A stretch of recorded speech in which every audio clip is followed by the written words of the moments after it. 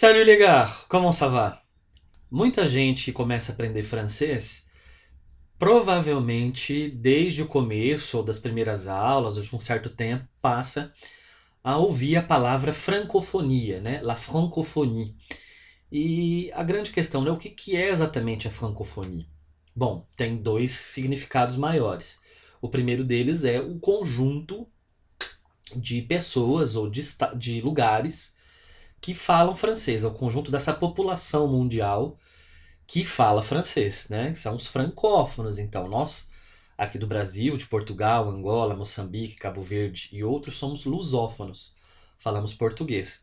Então os francófonos, né, a francofonia seria toda essa comunidade linguística que tem contato com a língua francesa, que fala francês.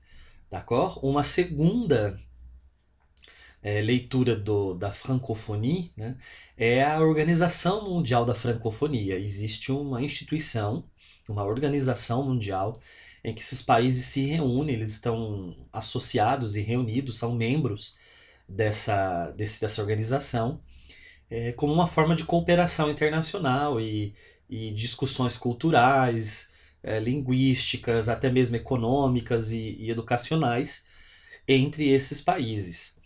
Essa organização da francofonia, ela tem 88 países que de alguma forma estão relacionados com ela. São 54 membros oficiais. Tem alguns países que são associados ou regiões associadas e também alguns países observadores. O que seria país observador, né? São países que não tem o francês como língua oficial, não tem maioria de falantes franceses, ou uma quantidade significativa, mas que tem uma certa quantidade de pessoas que falam e está ali como um membro que observa porque tem francófonos no seu país. É o caso da Argentina, por exemplo. A Argentina é um país observador da francofonia, o que é muito estranho às vezes para a gente, né? Mas também está ali. Uma outra região que está associada ali que muita gente não sabe é o estado da Louisiana, nos Estados Unidos, que ficou com uma forte influência francesa. Na verdade, a França foi dona de vários territórios nos Estados Unidos durante alguns séculos e vendeu esses territórios para o recém-independente, país recém-independente, que comprou uma área gigantesca que atravessava os Estados Unidos, vinha do Canadá, atravessava os Estados Unidos e chegava na beira do México. Então, mas de todos esses lugares foi ali na Louisiana que ficou então uma influência francófona, né? Então também é um estado observador. Então, gente, a francofonia pode apontar para esses dois sentidos, né? Tanto para a comunidade linguística quanto para essa organização. Eu tenho aqui uma listinha que eu vou ler os nomes para vocês terem uma ideia dos países em que o francês é a primeira língua, tá? Desses falantes. Então, quer ver? Olha só. Não primeira língua, mas que existem a quantidade certa de falantes, específica de falantes, que tem o francês como primeira língua. Então tem uma comunidade significativa, né? Ela é língua oficial, então, nesses países. Na própria França, óbvio, no Congo, no Canadá, embora a província do Quebec seja majoritariamente francófono, o resto é anglófono, mas é a língua oficial do país, tá?